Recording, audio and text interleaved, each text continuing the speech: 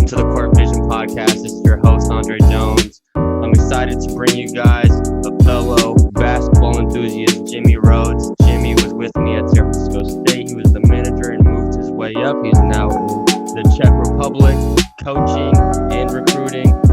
Jimmy, thanks for joining the show today. How are you doing? I'm happy to be here, man, and I'm really proud of the growth you made from being a grinder, hard worker in San Francisco State. Now you're really motivating a lot of young people, and you're taking your platform even further with this COVID mess. You're doing a good job of, expanding your branches. It's really good. Thank you, man. I'm excited to get this started, man. You're the first episode. I figured this would be a great way to segue everything in, especially with you seeing me at a younger age working as hard as we did, waking up 5 a.m, multiple workouts a day, that type of stuff. So I know you have the same exact mentality that I do. So just tell us a little bit more about your situation and where you are right now. So I'm a coach and one of the directors of recruiting at the Get Better Academy. As you said, we're in the Czech Republic. The primary focus of the academy, I'd say, for at least the past few years, has been to find college scholarships in the States for European talents. And it's been a real blessing to be here. Like, everybody knows, I mean, basketball enthusiasts like yourself know that Spain has elite talent, and maybe some people know about Russia as well, but there's several smaller countries that don't get as much exposure, and that's something that we take pride in helping get out there. Yeah. So initially when you went out there, was it just to coach, or did you go out there for other reasons? Or how did you just find yourself in this position that you're in right now? Well, as you said, I worked my way up from being a manager at San Francisco State to the last year with you. I was or maybe the year after you, but my last year there, I was an assistant coach with Coach Trev and Coach Vince, who are both CCAA head coaches today. I'm very proud of those guys, by the way. But that was on a volunteer basis, and I think to make myself more attractive for future jobs, potentially D1 situations, I was thinking that learning how to recruit in Europe would be a valuable thing to add to my resume. So I thought I'd be out here for a year, maybe two, but I just finished my 4th season, and I'm committed to come back for a 5th. Wow, so. 4th season. That's a blessing, man. That's a blessing. Man.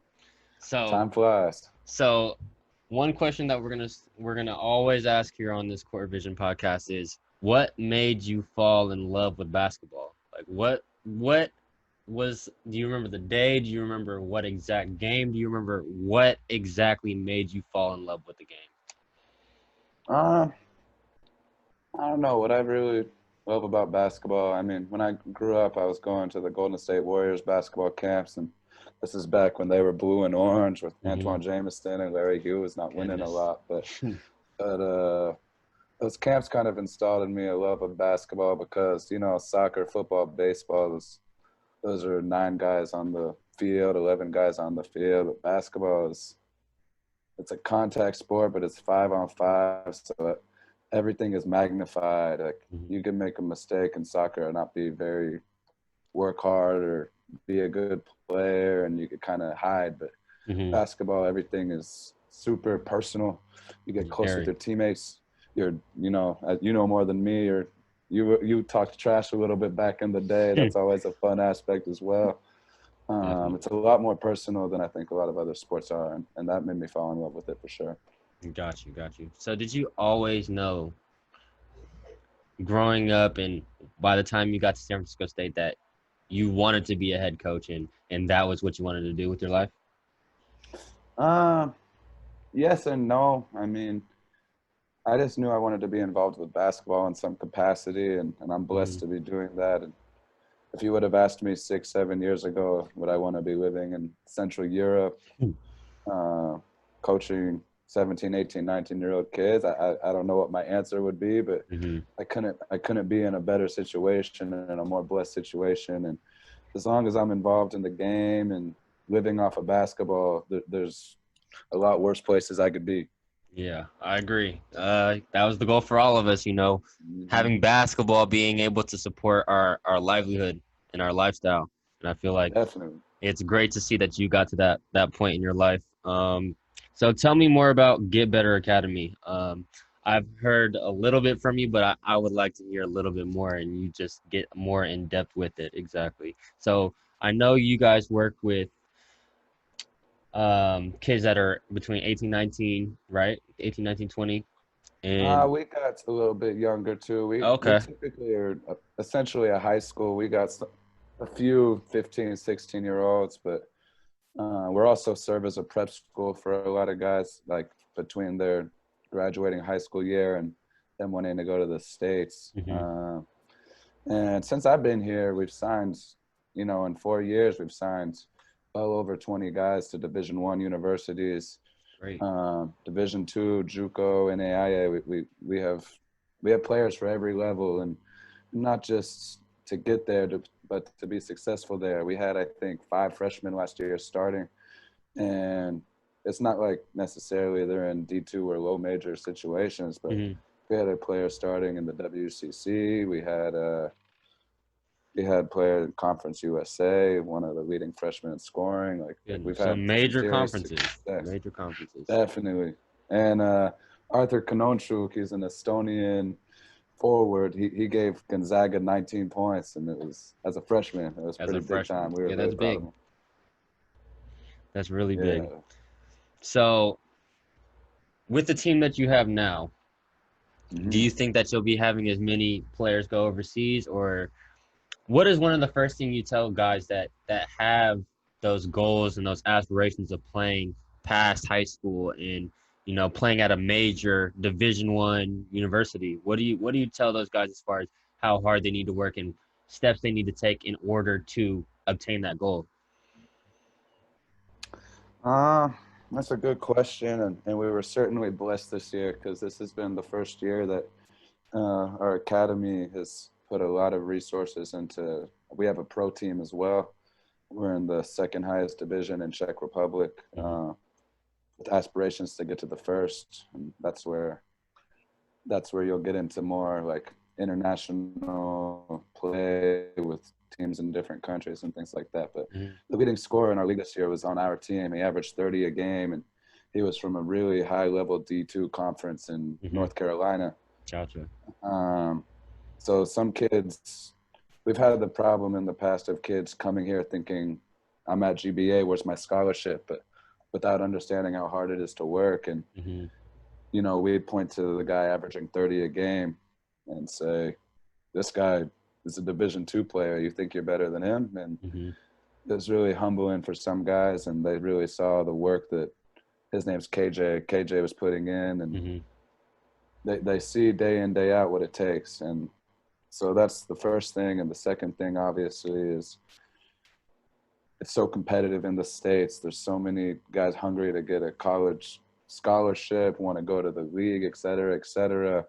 And problems we've had in the past is a kid from, let's say, Ukraine or Czech Republic or Slovakia or Latvia, their competition isn't as high as a young age. And Yeah. they think because they're dominating there, scoring 30 a game, that they got a ticket out of there. But they've never been asked to defend, never been asked to rebound, Mhm. play hard, be a good teammate. And as soon as they come to us, their role has changed. They might average 8 points a game and Mhm. get yelled at for their lack of ability to defend. Yeah. And it's a real culture shock for them. But it obviously puts them in a better place as our success and results have shown. Absolutely. Absolutely. So, as far as KJ, the guy you were telling me about, what is his work ethic like? What does he wake up early mornings? Is he a grinder? Is it multiple times a day? For players that want to be in that Uh, position, that want to have KJ that is tough, man. workload. He's a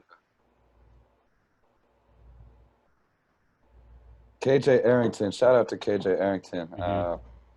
KJ was a grinder. He was a great example for the guys in regards to his work ethic. He was even doing more than I'd want some of our guys doing. He was getting the game day lift and Hmm. all of this. And he actually worked his way up to finish off his season in the top Czech league. We lent him out to a club out here that needed an American, and he has a great future ahead of him for sure. But Hmm. like we were saying, he was a great example for guys. and more so his tenacity. Like yourself, he did like to talk a little bit in practice. Mhm. He's really competitive, and for a lot of players growing up in this part of the world, you know, their parents or their grandparents grew up in a much different culture. A lot of them came up in communist countries, and Mhm. a lot of that instills in you a be quiet, not show emotion, not show joy, but just be Mhm. very, you know, not display emotion so much. Yeah. And in regards to basketball, I'd say the biggest, you know, difference versus America and here is America guys have a bag, they're able to create their own shots. While in Europe, these guys, a lot of guys are really relying on a system. Mhm. And obviously there's pros and cons to both. And, you know, players we send, there is a culture shock for probably a month or two, but all in all, yeah, seeing those differences has been very interesting for me. Yeah. I was literally just about to ask you that too. So would you say that was the biggest difference is in play style, it's more team based and systematic over there, while over here we have more pick and roll and people that can create their own shots. Um, how do you feel like that team play may benefit your players moving forward, especially those that want to play in bigger, in a bigger aspect in Division I colleges? Do you think that benefits them more or hurts them more that they're in a system like that? And two, how do you get them ready for that culture shock of, okay, it's not going to be as much of a system as more of you have to be able to create your own shot in some circumstances. Yeah, I mean, it's kind of always been a knock on maybe American play. Like these guys in Europe are so much more skilled and fundamentally sound, Mm-hmm. and I don't necessarily see that to be true as much as, you know, they do run more sophisticated offenses, a lot more action away from the ball, a lot of stagger screens, a lot of, you know, gate plays and different actions like that. And uh, it actually is hard for Europeans going to the States a lot of times because end of shot clock, they can't create for themselves, Mm-hmm. or, you know, they have a player on their team that likes to score a lot and is vocal about it. They don't know how to respond, or they'll cower, or they'll Mm-hmm. be comfortable just being a shooter in the corner. And that's something we don't want our guys to be. So uh, our director of skill development, Gilbert Abraham, he joined us this year, and he's done a phenomenal job of kind of preparing guys for the States. We do a lot more one-on-one work. We Mm-hmm. play small-sided games, 2-on-2, 3-on-3 actions where, you know, you got to create your own shot. Or we'll play a lot of ones, but Mm-hmm. it's really popular to have a like 3 dribble game. But we're more about, you have 6 seconds to score, you have 5 seconds to score, because that's what's realistic. Like, Yeah. you know, Kyrie is not counting his dribbles when he's attacking the paint. He's Mm-hmm. taking 4, 5, 6, 7, 8, whatever it takes to get to his spots, and that's something we teach a lot. Yeah. I find that very interesting because especially me and a lot of other coaches that I know will put dribble restrictions on our games and stuff like that. But I feel like you're correct. Like most times when you see an individual player, it's more about the timing than the amount of dribbles that they're taking. You know what I mean? So I think that's very interesting. That's something that's very Certainly, interesting. Definitely, definitely. So, certainly, and but even I'm not quite sure where California is on this, but like mhm, we played in a prep tournament in North Carolina this past year.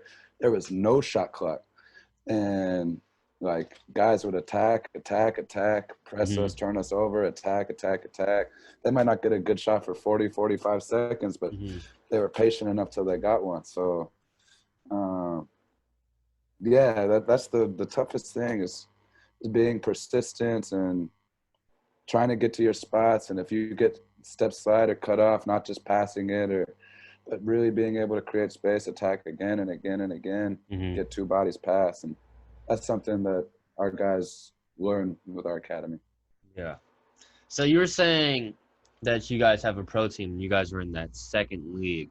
So I'm interested, how do you guys move up? Do you have to win your division? Do you have to place top three? How does that work?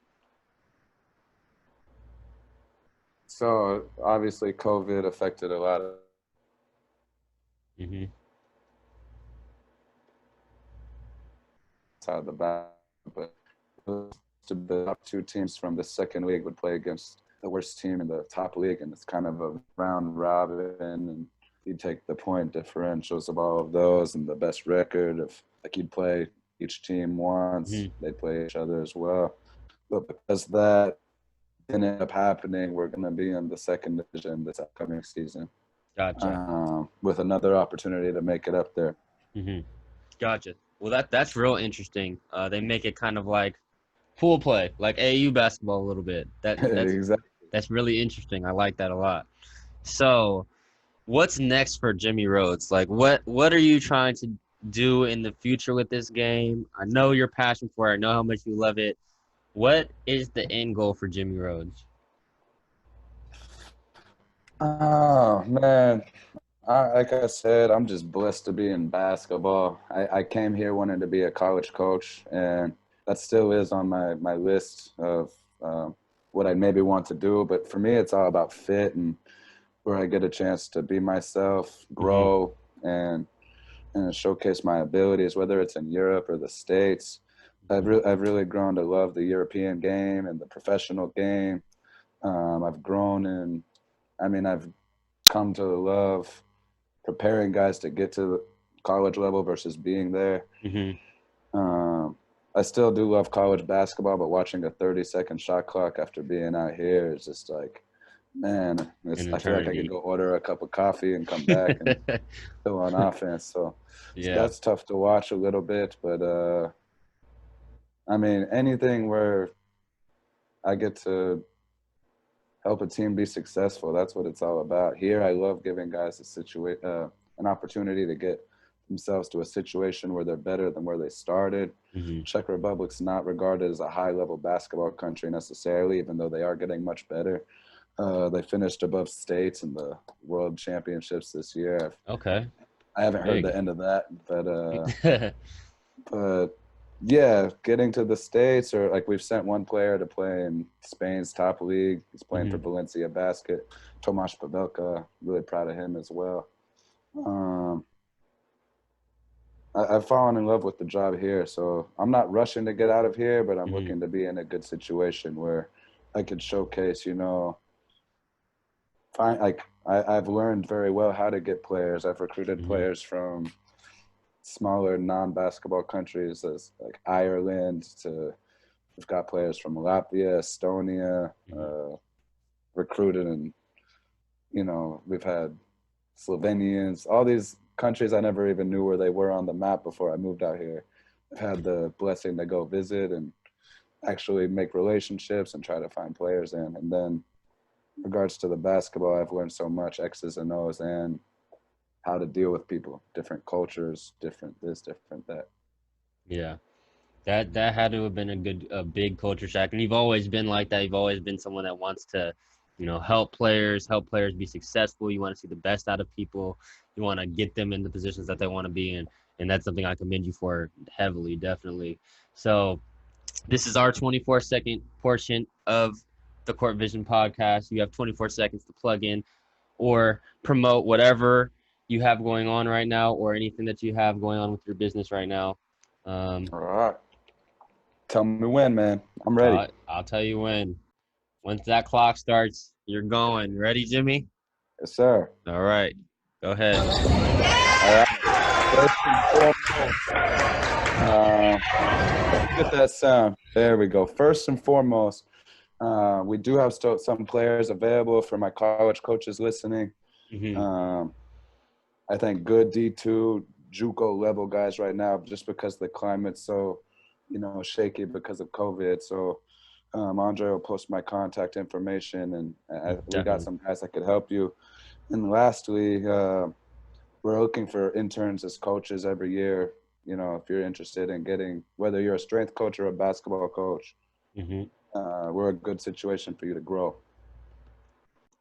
Sounds good. And any shout outs for any family or loved ones, Jimmy? Shout out to all my Bay Area people. Shout out to the Gator fam, Vincent Guima, Paul Trevor. Your two guys look like they're doing well, man. So shout Yeah. out to everybody. San Francisco State's definitely getting put on the map. Thank you so much for joining us today, Jimmy. It was a pleasure having you. I'm sure everyone will learn a lot from your words and your experiences. And I wish you best in the future. Right back to you, man. I'm really proud of the steps you've taken, and you know you're doing a lot with basketball right now. I'm really proud of you, and keep grinding, man. Definitely. You too, brother. All right.